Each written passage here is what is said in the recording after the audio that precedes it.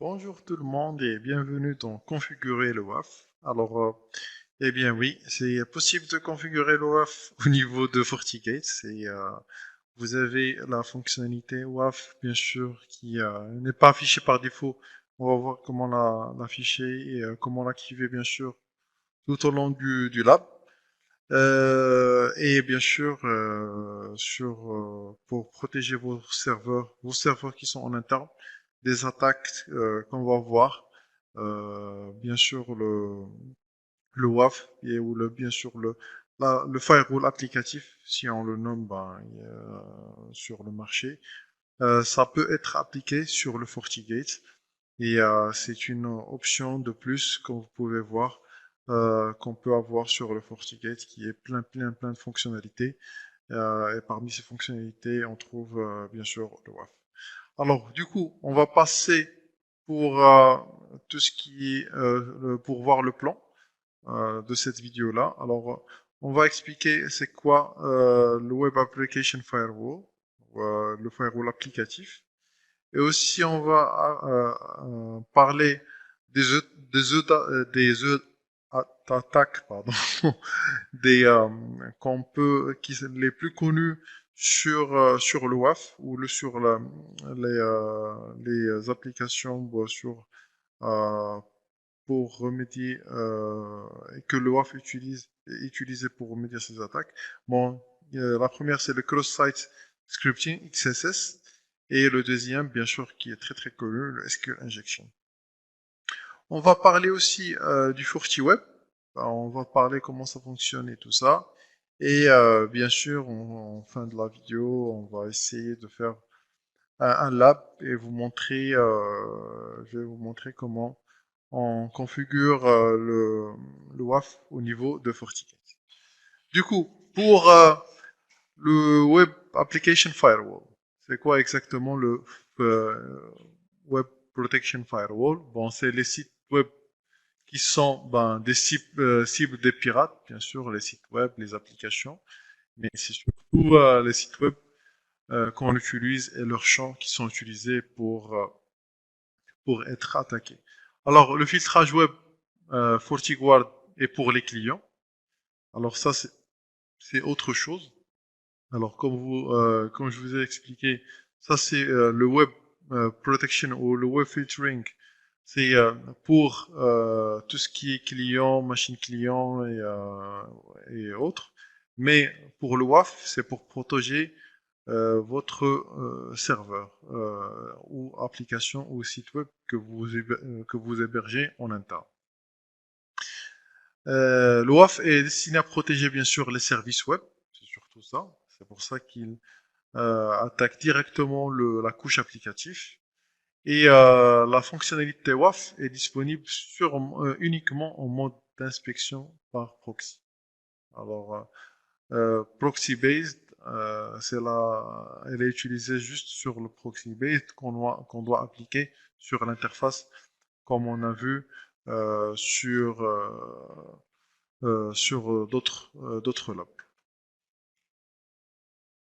Passons maintenant pour expliquer tout ce qui est cross-scripting XSS, le cross-site scripting ou le XSS qu'on en nomme.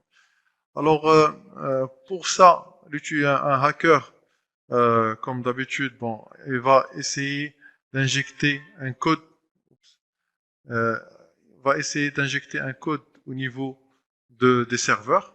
Bon, il va essayer d'intégrer ce code-là sur les serveurs et il va le laisser tourner.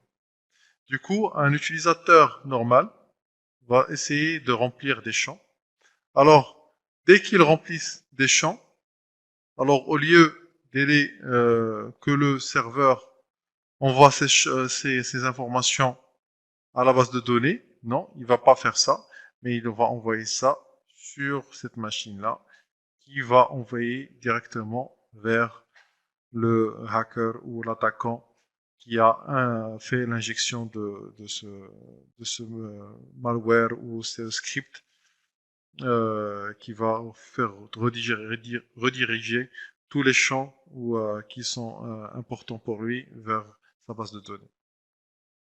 Alors, du coup, il va se baser sur tout ce qui est mot de passe, numéro de compte, carte bancaire et tout ça.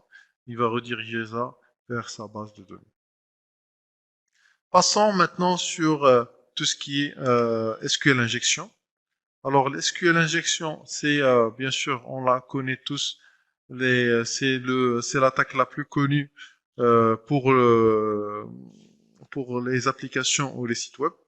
Alors, son intérêt, c'est de prendre les champs au niveau de site web et le transférer vers une base de données externe ou vers l'attaquant.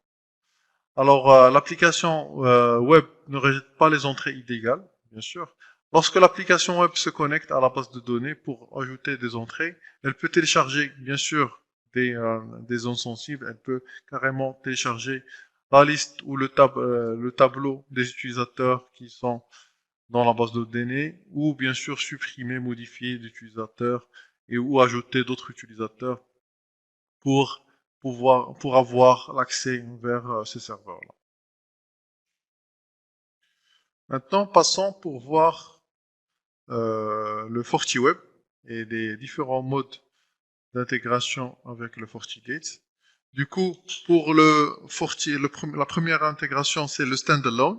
Alors, il va être connecté directement avec en coupure, bien sûr, en mode coupure avec le FortiGate. Alors, tout le flux qui provient d'Internet, qui passe par le FortiGate, et directement, il va avant de partir sur le serveur, alors il va passer sur le FortiWeb. Et comme ça, le flux va être scanné avant de partir sur le serveur. Le deuxième scénario, qui est la redirection ou le forward. Alors le flux qui provient d'Internet, pardon, le, le flux qui provient d'Internet, il va être redirigé directement d'abord, vers le FortiWeb pour que la trame soit scannée. Alors le FortiWeb, il est connecté dans une DMZ. Bon, il peut être connecté dans une DMZ externe ou avec une patte. Et le flux, bon, il y aura une redirection de flux. Il ne sera pas en mode coupure, mais juste dans une DMZ et le flux va partir, être scanné sur le FortiWeb avant qu'il revient pour partir vers le serveur. Du coup, c'est les deux scénarios qui existent pour l'intégration de FortiWeb avec le FortiGate. La configuration est très simple. Alors, il n'y a pas beaucoup de configuration sur le FortiGate à faire. Et après, bon, c'est juste, vous partez sur Security Fabric, Settings. Et après, vous faites sur le HTTP Service. Il y a, il y a soit type device type, soit le FortiCache ou le FortiWeb. Et après, vous sélectionnez le FortiWeb et après, vous montrez l'adresse IP et comme ça, il fait la redirection vers cette adresse IP là. Pardon. Alors voilà, alors c'est les deux modes qu'il y a sur l'intégration du FortiWeb avec le FortiGate. Bien sûr, le fonctionnement, c'est euh, de bloquer toutes les attaques WAF qui vont sur bon, c'est vrai, vous dites le fonctionnement de WAF il y a sur le FortiGate, mais bien sûr, imaginez vous avez 1000 serveurs, 3000 serveurs. FortiGate ça ne va pas s'amuser à bloquer ça au lieu qu'on peut dédier à une machine qui va faire le traitement pour tout ce qui est même aussi les pièces jointes, il peut les scanner et tout ça. Alors, mais si vous faites tout ça sur le FortiGate, bien sûr, il va être encombré et il peut avoir de lenteur là-dessus. Bon voilà, alors on va passer sur le lab pour démontrer tout ce qu'on a vu, comment on peut configurer le WAF au niveau du FortiGate. et les différentes fonctions, bien sûr, qu'on a sur le FortiGate pour faire cette configuration-là. Alors, on passe directement sur le lab pour continuer la vidéo. Voilà, alors je me suis connecté sur mon SXI, je vais partir sur mon AD, voilà. Après, bon, pour le WAF, normalement, il n'est pas activé par défaut. Alors, c'est une fonctionnalité que vous devez activer euh, pour que ça puisse être visible sur votre interface graphique. Alors, normalement, c'est sur Security Profiles et vous devriez avoir ça ici. Alors, on va l'activer. Alors, vous devez partir sur System et après sur Feature Visibility. Alors, on va cliquer là-dessus et on va chercher WAF. Alors, WAF, voilà, elle est là. Alors, maintenant, ici, c'est juste un descriptif du WAF et comment on peut le trouver. Où exactement? C'est Security Profiles et Web Application Firewall. Alors, on va l'activer et on va partir sur, comme ils ont dit, sur Security Profiles. Et voilà, maintenant on peut le voir, c'est sur Web Application Firewall. Alors, on va créer un nouveau WAF et on va le nommer Protect Web Server. Voilà. Et ici, vous pouvez voir toutes les signatures qu'on peut avoir qui sont activées, bon, qui sont par défaut. Alors, nous, on va activer tout ce qui est cross-scripting, XSS, SQL injection. Et ici, on peut, ouais, voilà, on peut modifier l'action qu'on veut faire. Alors, soit on bloque, et on augmente la security en high. La même chose pour la SQL injection. Alors, on peut bloquer. Et pour tout ce qui est générique attaque, par exemple, c'est juste des exemples. Alors, on va faire du monitoring. Alors, monitor. Voilà. Et bien sûr, tout ce qui est carte crédit, non exploit, bon, il se base sur des bases, des signatures et tout ça pour bloquer. Ici, bien sûr, vous pouvez modifier même la severity, comme on a fait sur ici cross scripting. Ici, on va mettre moi sur low. Voilà. Alors, c'est générique à attaque aussi. Je vais les bloquer. Les constraints, alors ici c'est par rapport aux tailles, par exemple la taille des headers, par exemple, moi je veux pas qu'elle dépasse 9000 et vous pouvez modifier ici, bon, je vais mettre 9000, alors la taille, et aussi pas mal d'informations que vous pouvez activer aussi, et si ça dépasse 9000, je bloque. Alors il y a pas mal des constraints ou des critères. Comme ça, bien sûr, si au niveau du URL, il y a plus que 10 000, par exemple, ici, bon, si je l'active, total URL and body parameter length. Alors, si ça dépasse 10 000, je bloque, par exemple. Je connais combien la taille entre le body et le URL. Et comme ça, si un hacker injecte du code de plus, alors là, je vais le bloquer. D'accord? Alors ça, c'est des paramètres que je peux jouer sur pour bloquer et manipuler ça facilement. Et après, je vais appliquer. Bon, moi, si je veux un force HTTP Method Policy, bon, je peux l'appliquer ici. Mais je peux appliquer l'enforcement de get, bon, de choisir les paramètres de HTTP que je veux appliquer. Comme ça, s'il y a un delete, je vais pas l'accepter. Euh, voilà, moi, je vais pas le faire ici. Alors, j'accepte. Et maintenant, je vais appliquer ça sur ma règle euh, de firewalling. Alors, je vais partir sur Policy and Object et IPv4 Policy, bien sûr. Et après, oups, j'ai fait, voilà. Et après, je vais choisir DC to Website et je vais modifier ça. Alors en bas, je vais tout simplement retirer ça. Et comme vous pouvez voir, il n'y a pas de WAF.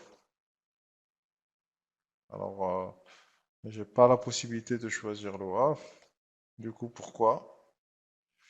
Comme on a dit, c'est sur inspection mode. Ça doit être sur proxy based, pas sur follow based, mais ça doit basculer sur proxy based. Tant qu'elle est bien sûr sur follow based, vous pouvez voir, il n'y a rien.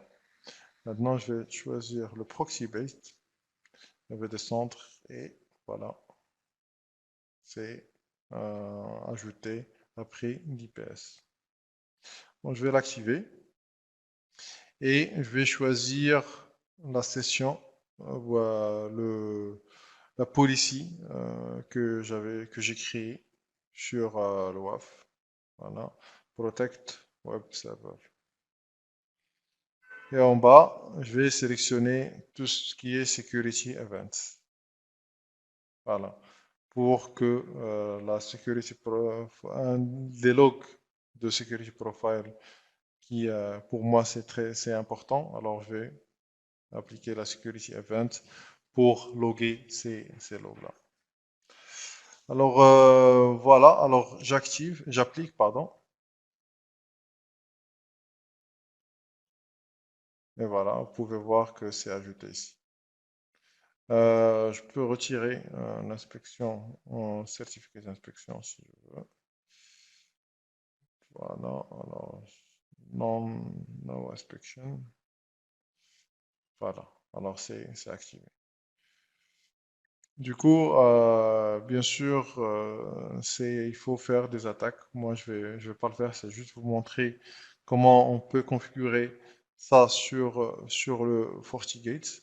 Alors, il faut créer des attaques pour remédier à ça, pour montrer qu'il y a du blocage là-dessus. Et bien sûr, si on veut monitorer, si on veut monitorer, ouais, cette souris-là, j'ai perdu ma souris. Alors, si on veut, qu'est-ce qui se passe? Alors, pardon, je ne sais pas qu'est-ce qui se passe.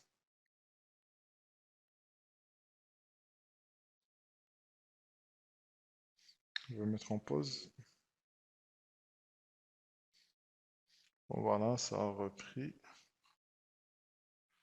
Alors, non, ça va pas marcher ça.